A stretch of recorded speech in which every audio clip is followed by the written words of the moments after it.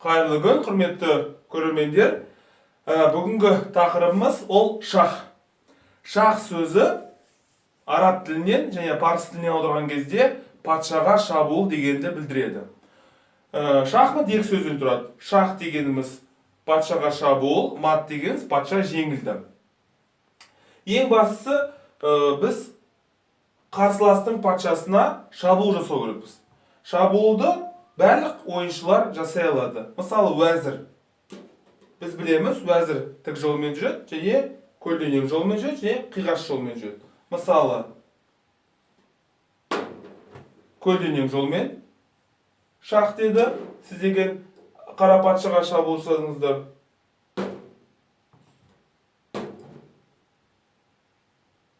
Қиғаш жолмен шах дедіңіз. Осындай мүмкіндігі бар. Ол, мысалы, уәзір. Және мысалы, уәзірді мына жерге қойып, артынан да шабуыл жасай алады қара патшаға. Келесі, кім шах жасай алады? Ол кеме. Кеме, ол, мысалы, мына жерде тұрады. Мысалы, бұлай шах, көлденең жолмен шах бердіңіз, және бұлай жүретін болсаңыз, онда тік жолмен шах бересіз. Қара патшаға шабуыл жасайсыз. Келесі бізде піл.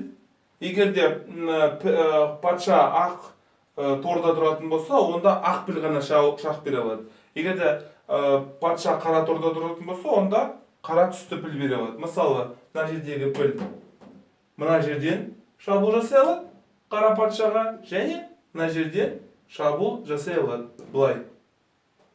Бұл ақ түсті. Мысалы, патшамызды кішкене сәл-сәл қимылдатып, мына жерге өзгертетін болсақ, онда қара түсті пілді қоямыз. Мысалы, бұлай шабуыл жасай, және бұлай шабуыл жасауға мүмкіндігі бар.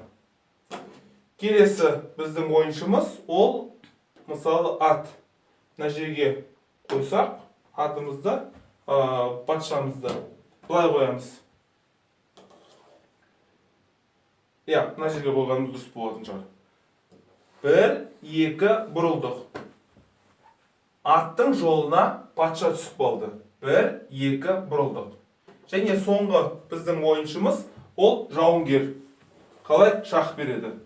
Мысалы, мына жауынгер бұлай жүреді де, бұлай оған шабуыл жасайды.